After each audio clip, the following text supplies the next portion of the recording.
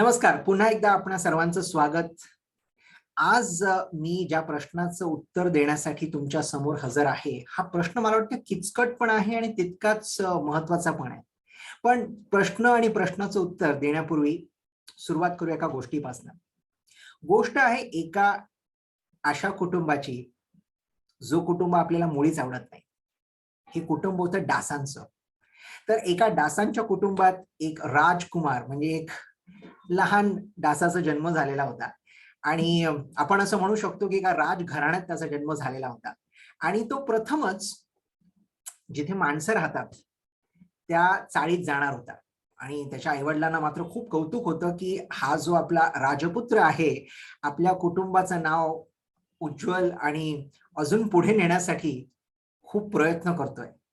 तर काही तासानंतर तो डास पुन्हा घरी आला आणि मग त्याच्या वडिलांनी अगदी कौतुकास्पद पद्धतीने त्याच्याकडे पाहिलं आणि विचारलं, "अरे कसा होता अनुभव तुझा?" तर तो म्हणाला, "बाबा तुम्हाला विश्वास होणार नाही" म्हणे. "मी जेव्हा तिथे चाळीत गेलो ना, त्या चाळीतील सगळी माणसं माझ्यासाठी टाळ्या वाजवत होती." आता अर्थातच लोक टाळ्या वाजवत नव्हते, पण त्या डासाला मारण्याचा प्रयत्न करत होते. तर या गोष्टीकडे पाहण्यासाठी आपल्याकडे 2 पर्याय आहेत. पहिला पर्याय म्हणजे असा, की तो डास बुद्धू होता. त्याला काही कळलंच नाही. वेडा होता तो, की लोक आपल्याला मारण्याचा प्रयत्न करतायत, हे न समजून लोक आपल्यासाठी टाळ्या वाजवतायत, अशी एक चुकीची कल्पना त्याच्या मनात उद्भवली. पण जर आपण विचार केला, तर दुसरा पर्याय असा सांगतो आपल्याला, की तो डास चुकीचा नव्हता. त्यांनी असा विचार केला, की लोक आपली प्रशंसा करतायत आणि म्हणूनच तो पुन्हा जिवंत येऊ शकला आणि आनंद साजरा करू शकला. सांगण्याचं तात्पर्य असा, की आपण आपल्या आयुष्याकडे कोणत्या मानसिकतेने पाहतो, आपले विचार कसे आहेत, हे खूप महत्वाचं आहे. आणि म्हणूनच आजचा जो विषय आहे तो आपला हा आहे, की आपण आपल्या आयुष्यात सकारात्मक विचारसरणी कशाप्रकारे आणू शकतो, कशाप्रकारे त्याचा वापर करू शकतो, की जेणेकरून आपल्याला आयुष्यात भरपूर काही चांगलं करता येईल आणि आपलं आयुष्य चांगल्या रीतीने आपल्याला पार पाडता येईल. तर प्रश्न खूपच मोठा आहे, पण माझ्या अनुभवातनं जितकं जमेल त्याप्रमाणे मी तुम्हाला उत्तर देण्याचा प्रयत्न करेन. आज मी तुमच्या समक्ष 4 अशा गोष्टी सांगणार आहे, ज्याचा वापर मी माझ्या आयुष्यात करतो आणि कदाचित याचा वापर करून तुम्हालाही भरपूर फायदा होऊ शकेल. आता यातील काही गोष्टी अशा असतील ज्या तुम्हाला कदाचित पटणार नाहीत. हरकत नाही. सगळ्याच गोष्टी नाही पटल्या, सोडून द्या. पण ज्या गोष्टी पटतात त्या अनुसरून पहा, आयुष्यात वापरून पहा. कदाचित त्याचं कुठे ना कुठे तुम्हाला थोडासा तरी फायदा नक्कीच होऊ शकेल. तर चला मग जाणून घेऊया कोणत्या आहेत या 4 गोष्टी ज्याचा वापर करून आपण सकारात्मक दृष्टिकोन आणि विचारसरणी आपल्या आयुष्यात नेहमी सातत्याने त्याचा वापर करू शकतो. सर्वप्रथम ज्याला आपण इंग्रजीत पॉझिटिव्ह अफर्मेशन्स असं म्हणतो. आता पॉझिटिव्ह अफर्मेशन्स म्हणजे काय? पॉझिटिव्हचा अर्थ सकारात्मक, अफर्मेशन्सचा अर्थ असे वाक्य जे आपण वारंवार जर वापरले, तर आपला जो विचार आहे तो नेहमी चांगला असतो. आता नक्की काय करायचं? सकाळी जेव्हा आपण उठतो, उठल्यावर आपण चेहरा वगैरे धुवून घेतो, आरशासमोर उभे राहतो. आता आरशासमोर उभे असताना स्वतःकडे पाहून काही वाक्य स्वतःला बोलून दाखवायचे. कोणती वाक्य ती? एक वाक्य असू शकतं, की मला स्वतःवर पूर्णतः विश्वास आहे. मी आयुष्यात नक्कीच काहीतरी मोठं करून दाखवणार आहे. मला स्वतःवर अभिमान आहे. मी स्वतःची इतरांच्या कोणासोबतही तुलना करत नाही. हे आता ऐकायला साधे सोपे असे वाक्य वाटतात, पण पुन्हा-पुन्हा या वाक्यांचा आपण जर वापर केला, तर आपल्या मेंदूवर त्याचा खूप चांगला परिणाम होतो.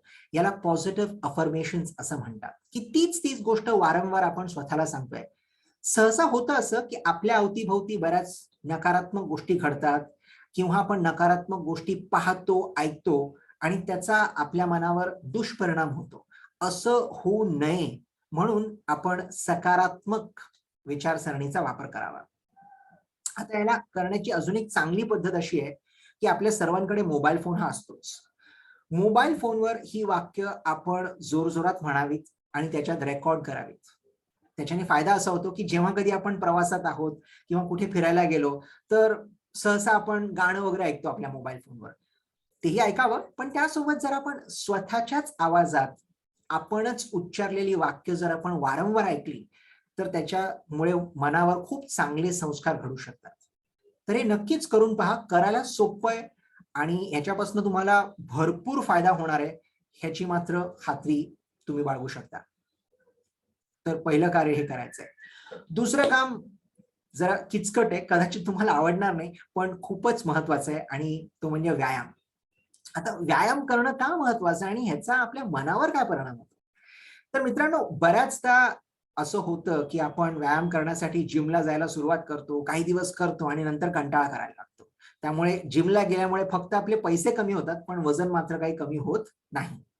तर तुम्ही जिमलाच जायला पाहिजे असं मी तुम्हाला सांगणार नाही. पण हलके-फुलके व्यायामाचे प्रकार आहेत जे तुम्ही करू शकता. मग त्याच्यात चालणं असेल किंवा धावणं असेल किंवा तुम्हाला जर पोहायला आवडत असेल तुम्ही ते करू शकता. पण काही जरी करत असाल तर ते सातत्याने करा आणि दिवसातनं 25 ते 30 मिनिटं नक्की करा. आता व्यायामाचा काय परिणाम होतो? व्यायाम केल्यामुळे आपलं शरीर हे तर सुदृढ आणि मजबूत बनतंच. पण जेव्हा शरीर हे मजबूत बनतं, त्याच्यामुळे आपलं मनही घट्ट आणि निगरगट्ट बनतं. आणि त्याच्यामुळे आपले जे विचार असतात तेही सकारात्मक होऊ लागतात. कारण बऱ्याचदा आपण जेव्हा व्यायाम करतो, आपला दरदरून घाम फुटतो आणि त्याच्यामुळे आपल्या शरीरातले कित्येक असे जे रसायन असतात, ज्याचा आपल्यावर वाईट असर होतो, ते वाहून जातात, निघून जातात. आणि त्याचसोबत जेव्हा आपल्याला वाटतं, की आपलं शरीर मजबूत आहे, हा आत्मविश्वास जो आहे, याचा थेट असर तुमच्या मनावर आणि तुमच्या मनातील विचारांवर होतो. त्यामुळे 30 मिनिट का होईना, पण व्यायाम नक्की करा आणि जे तुम्हाला मनापासून पटतं आणि तुम्ही सातत्याने करू शकता, असा व्यायाम करा. ठीक? मग दुसरं सूत्र व्यायाम करणं. तिसरं त्याहून थोडं जास्त किचकट आहे, पण तरीही मी तुम्हाला नक्की सांगेन. तिसरं आहे वाचन करणे. अरे बापरे! वाचन करणे. आत्ताच्या काळात एखाद्याला पुस्तक वाचायला सांगितलं, तर मात्र काही धडगत नाही, नाही का? कारण ही शोकांतिकाच म्हणा, की आज वाचनाची सवय दिवसेंदिवस कमी होत चाललेली आहे. लोक कमी वाचतात आणि म्हणूनच लोक कमी टिकतात. हे देखील तितकंच खरं. वाचन केल्यामुळे फक्त आपलं ज्ञान वाढत नाही, तर ज्ञानासोबत आपल्या मेंदूवर, आपल्या विचारांवर, आपल्या मनावर त्याचा थेट परिणाम होत असतो. तर वाचन का करावं? कसं करावं? या प्रश्नाचं उत्तर आधी शोधूया. सर्वप्रथम वाचन का करावं? मला वाटतं वाचन केल्यामुळे भरपूर फायदे आहेत. त्याच्यामुळे तुम्हाला आत्मविश्वास तुमचा वाढतो हे दिसून येतं, तुमचं ज्ञान वाढतं. आता वाचन कसं करावं? दिवसातनं सुमारे 10 ते 15 मिनिटं जर तुम्ही वाचनासाठी काढलीत, तर अतिउत्तम. आता हे 10 ते 15 मिनिटं कधीही, समजा सकाळी उठल्या-उठल्या किंवा रात्री झोपण्यापूर्वी किंवा दुपारच्या जेवणानंतर ज्यावेळेस तुम्हाला योग्य वाटतं तुम्ही ठरवा आणि त्या 10 मिनिटात फक्त वाचन करा. अजून काहीच करू नका. पण त्यापेक्षा जास्त महत्वाचं आहे, की आपण काय आणि कोणत्या प्रकारचं वाचन करतो. आता काही लोक फक्त कादंबरी वाचतात. त्याच्यामुळे विरंगुळा होतो, वेळही निघून जातो, सगळं ठीक आहे. पण वाचन करत असताना आपण नेमकं काय वाचतो हे खूप महत्वाचं आहे. उदाहरणार्थ, बरेच लोक फक्त वर्तमानपत्र वाचतात आणि मग त्याच्यात फक्त नकारात्मक बातम्या छापलेल्या असतात. तसं न करता एखाद्याचं आत्मचरित्र, एखाद्याचं जीवनचरित्र किंवा चांगल्या कहाण्या असतात त्या आपण वाचू शकतो. एक चांगली कहाणी जेव्हा आपण वाचतो त्याच्यात काहीतरी तात्पर्य असतात, त्याच्यातनं काहीतरी शिकायला मिळतं आणि त्याचाही तुमच्या मनावर परिणाम होतो. त्यामुळे फक्त वाचन करणं हे महत्वाचं नाहीये, पण आपण नक्की कोणत्या पुस्तकाचं, कोणत्या साहित्याचं वाचन करतोय, हे देखील तितकंच जास्त महत्वाचं आहे. त्यामुळे लक्षात ठेवा दिवसातनं 10 ते 15 मिनिटं वाचन आणि चांगलं वाचन हे जर आपण करत आलो, तर याचा नक्कीच तुम्हाला फायदा दिसून येईल. आणि अजून एक गोष्ट मला आवर्जून सांगावीशी वाटते. बरेच लोक वाचन करताना देखील मोबाईल फोन किंवा किंडल अशा गोष्टींचा वापर करतात. नक्की करावा, त्याच्यात काहीच चुकीचं नाहीये. पण जितकं शक्य असेल, वाचन करताना मात्र थोडंसं आधुनिक तंत्रज्ञानापासून जर आपण दूर सरकलो आणि जे पुस्तक खरं-खुरं आहे, ते जर आपण हातात धरलं, तर त्याचा जास्त फायदा होईल. कारण हातात जेव्हा पुस्तक असतं, तर आपण जेव्हा वाचन करतो, ते पुस्तक देखील आपल्याशी संवाद साधत असतं आणि वाचन केल्यामुळे आपण स्वतःशी एक चांगला संवाद साधतो. आपल्या विचारात फरक दिसून येतो आणि आपल्या मनावर ते बिंबवलं जातं. त्यामुळे वाचन करताना पुस्तकाचा वापर करा, फक्त आधुनिक तंत्रज्ञानाचा करू नका. तर तिसरं सूत्र आहे वाचन करणे. चौथं सूत्र काय आहे? चौथं सूत्र सांगण्यापूर्वी एक छोटीशी गोष्ट आपण करून पाहणार आहोत. एक कागद घ्या आणि एक पेन घ्या, ठीक आहे? आणि त्या कागदाच्या डावीकडे आपल्या आयुष्यात कोणत्या गोष्टी किंवा वस्तू आपल्याकडे नाहीत त्याची नोंद करा, ठीक आहे? आणि उजवीकडे आपल्या आयुष्यात ज्या गोष्टी आहेत त्या गोष्टींची नोंद करा.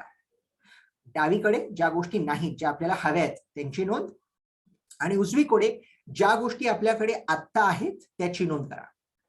हे जर तुम्ही सुमारे 10 मिनिटं विचारपूर्वक केलं ना, तर तुम्हाला एक गोष्ट निदर्शनास नक्कीच दिसून येईल, आणि ती म्हणजे की आपल्याकडे ज्या गोष्टी सध्या आहेत त्याची यादी जरा लांब आहे, जरा मोठी आहे.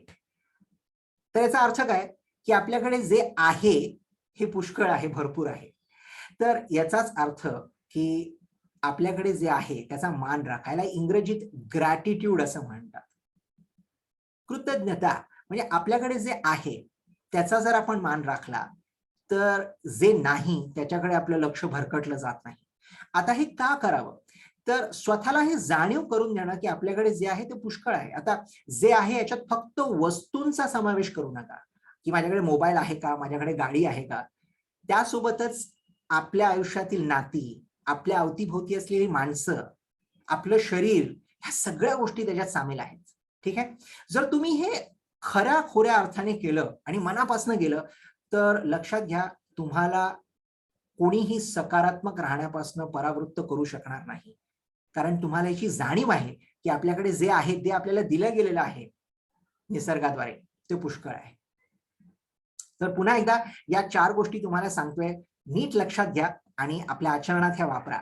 सर्वप्रथम ज्याला मी तुम्हाला सांगितलं पॉझिटिव्ह अफर्मेशन्स, याचाच अर्थ की आपल्या मनावर सकारात्मक वाक्यांचा वापर करणं सातत्याने महत्वाचं आहे. आणि जमलं तर रेकॉर्ड करा, की जेणेकरून जेव्हा कधी तुम्ही प्रवासात असाल वारंवार त्या गोष्टी ऐकू शकता. दुसरी गोष्ट मी तुम्हाला सांगितली होती ते म्हणजे व्यायाम करणे. दिवसातनं 25 ते 30 मिनिटं थोडासा वेळ जर आपण स्वतःसाठी काढला, जर आपलं शरीर सुदृढ असेल तर आपले विचारही तितकेच जास्त सकारात्मक असतील. तिसरी गोष्ट मी तुम्हाला सांगितली होती वाचन करणे. वाचाल तर वाचाल अशी आपल्यात म्हण आहे. त्यामुळे सकारात्मक गोष्टी वाचा, त्याच्यामुळे तुमच्या मनावर खूप चांगले संस्कार घडतील आणि तुमचं वर्तन देखील तितकंच चांगलं राहील. आणि शेवटची गोष्ट कृतज्ञता व्यक्त करणे, याचा अर्थ ग्रॅटिट्यूड, की जेणेकरून आपल्याकडे काय आहे याकडे जास्त लक्ष द्या. म्हणजे तुमचं लक्ष आपल्याकडे काय नाही याच्याकडे भरकटलं जाणार नाही. उगाचच तुम्ही इतरांच्या सोबत स्वतःची तुलना करून स्वतःचा अपमान करणार नाही. या 4 गोष्टी जर तुम्ही सातत्याने वापरत गेलात तर तुम्हाला खूप सकारात्मक आणि सुंदर असा प्रभाव तुमच्या आयुष्यावर दिसून येईल. तर शेवट करूया एका गोष्टीपासनं, आणि गोष्ट आपल्या देशातली नाही, अमेरिकेतली आहे. अमेरिकेत एक कुटुंब राहायचं आणि या कुटुंबात नवरा, बायको आणि त्यांची 2 मुलं असं हे कुटुंब होतं. तर या गोष्टीचा जो नायक आहे तो एक 5 वर्षाचा छोटा मुलगा आहे आणि त्याची एक मोठी बहीण होती 10 वर्षाची. तर या कुटुंबात एक आव्हान होतं. आव्हान असं होतं की जी 10 वर्षाची मुलगी होती, तिला एक हृदयविकार होता आणि हृदयविकार असल्यामुळे तिचे आई वडील सतत विचार करायचे की तिचं आयुष्य आपण कसं वाचवू शकतो, कारण जर इलाज झाला नाही तर कदाचित तिला मरण पत्करावं लागेल. तर रोज आई वडिलांमध्ये चर्चा व्हायची आणि ही चर्चा चालत असताना तो जो 5 वर्षाचा मुलगा होता ना चिमुकला, तो लपून छुपून त्यांचं बोलणं ऐकायचा. त्याला फारसं कळायचं नाही, पण आपली जी ताई आहे तिची तब्येत बरी नाही आणि तिच्या तब्येतीमुळे घरातलं वातावरण बिघडत चाललंय हे त्याच्या लक्षात यायचं. मग त्याला कळलं की आपल्या ताईला हृदयविकार आहे. मग बघा त्याने काय केलं, तो धावत धावत एका औषधांच्या दुकानात गेला, मेडिकल स्टोअर ज्याला आपण म्हणतो, आणि त्या औषधाच्या दुकानात जाऊन त्याच्याकडे $10 होते. त्याने $10 त्या दुकानदाराला दिले आणि सांगितलं, काका हे पैसे घ्या आणि मला सांगा की माझ्या बहिणीला, माझ्या ताईला जो हृदयविकार आहे तो तुम्ही कसा बरा कराल. ते म्हणाले, बघ मित्रा, मी फक्त औषधं विकतो इथे, मी काही डॉक्टर नाही, त्यामुळे माझ्याकडे या प्रश्नाचं उत्तर मुळीच नाही. तो चिमुकला थोडासा नाराज झाला आणि घरी परतला. आणि मग त्यांनी वडिलांना विचारलं की बाबा आपण ताईला वाचवण्यासाठी काय करू शकतो. मग वडिलांनी त्याला सांगितलं मला तर असं वाटतं, की आता फक्त एखादा चमत्कारच तुझ्या ताईला वाचवू शकतो. असं ऐकता क्षणी त्याला भरपूर आनंद झाला. तो पुन्हा एकदा धावत-धावत त्या दुकानदाराकडे गेला आणि त्याने $10 त्याला दिले आणि सांगितलं, "काका हे सर्व पैसे ठेवून घ्या. मला फक्त याच्या मोबदल्यात एक चमत्कार द्या." हे ऐकता क्षणी दुकानदाराला विचित्र वाटलं, आश्चर्यास्पद वाटलं. तो म्हणाला, "अरे, मी इथे औषधं विकतो, चमत्कार नाहीये माझ्याकडे." तो म्हणाला, "मला काही नाही ऐकायचं. मला चमत्कार हवा म्हणजे हवा." आता ही चर्चा चालत असताना तिथे एक गृहस्थ वर्तमानपत्र वाचत उभे होते आणि त्यांनी या मुलाला विचारलं, "बाळा, तुला चमत्कार कशासाठी हवा आहे?" मग त्या मुलाने स्वतःच्या ताईची हकीकत त्या गृहस्थासमोर मांडली. त्यांना सांगितलं, "माझ्या ताईला हृदयविकार आहे आणि त्यासाठी मला चमत्काराची गरज आहे." ते म्हणाले, "बरं, मी पाहतो काय करू शकतो ते. चल मला तुझ्या घरी ने." मग आता ते गृहस्थ आणि हा मुलगा दोघंही त्या मुलाच्या घरी आले. मुलाच्या घरी आल्यानंतर त्याच्या वडिलांनी पाहिलं, की आपल्या घरी कोणीतरी अनोळखी व्यक्ती आली आहे. म्हणून मुलाचे वडील त्याला विचारतात, "हे कोण आहेत?" मग त्यांनी सांगितलं, "मी दुकानाजवळ होतो तेव्हा हे भेटले मला." मग त्यांनी सांगितलं, "साहेब मी तुम्हाला ओळखत नाही." ते म्हणाले, "मी दुकानापाशी उभा होतो आणि तेव्हाच तुमच्या मुलाचा संवाद मी ऐकला आणि तो म्हणत होता, की त्याला चमत्कार हवाय."